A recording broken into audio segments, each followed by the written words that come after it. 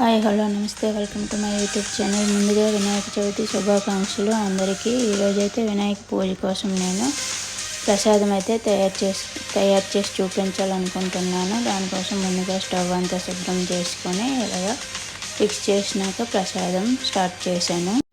ప్రసాదం తయారు చేయడానికి ఒక బౌల్ని అయితే తీసుకున్నాను.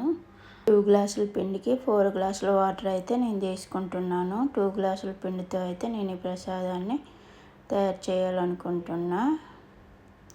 దానికి 4 టేబుల్ స్పూన్స్ ఆఫ్ షుగర్ అయితే యాడ్ చేసుకుంటున్నా. అందులోనే ఇలాచీ పౌడర్ కూడా యాడ్ చేసి ఇప్పుడు పిండిని కొద్దిగా వేస్తూ ఉండలు లేకుండా కలుపుకోవాలి. ఇలాగ వేడిగా ఉండేటప్పుడు కాసేపు మూత పెట్టి ఉంచాలి. అప్పుడంతా పిండి ముగ్గుతుంది బాగా.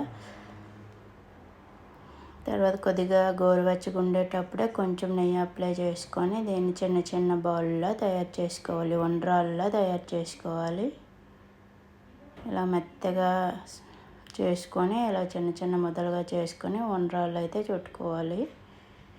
ఈ వీడియోలో చూపించిన విధంగా అన్నీ అయితే ఉండ్రాళ్ళు ఇలాగా ఒక ప్లేట్లో చుట్టేసుకున్నాను. కొంచెం నెయ్యి రాస్తూ ఉండ్రాళ్ళు అయితే చుట్టుకోవాలి. అప్పుడే పగుళ్ళు రాకుండా ఉంటాయి. దానికోసం అయితే కొంచెం వాటర్ తీసుకున్నాను. ఒక బౌల్లో స్టవ్ ఆన్ చేసుకొని వాటర్ తీసుకున్నా. ఇలాగా వాటర్ బాగా మరుగుతున్నప్పుడు అందులో ఈ ఉండ్రాలను అయితే యాడ్ చేస్తున్నా. షుగర్ కూడా యాడ్ చేసుకుంటున్నాను. అది మీ తీపి ఎంత తింటారో చూసుకొని యాడ్ చేసుకోండి. కొంచెం పాలు ఎక్కువ వేస్తే టేస్ట్ బాగుంటుంది. పాలు యాడ్ చేసుకున్నాను. ఇప్పుడు ఒక 2 స్పూన్స్ పౌడర్ తీసుకున్నాను. అదే పిండి, ఏ పిండితో అయితే ఉండ్రాలు చేసామో ఆ పిండిని ఒక 2 టేబుల్ స్పూన్లు తీసుకొని వాటర్ యాడ్ చేసి పలుచగా కలుపుకొని ఉడుకుతున్న ఉండ్రాల్లో వేసేయాలి.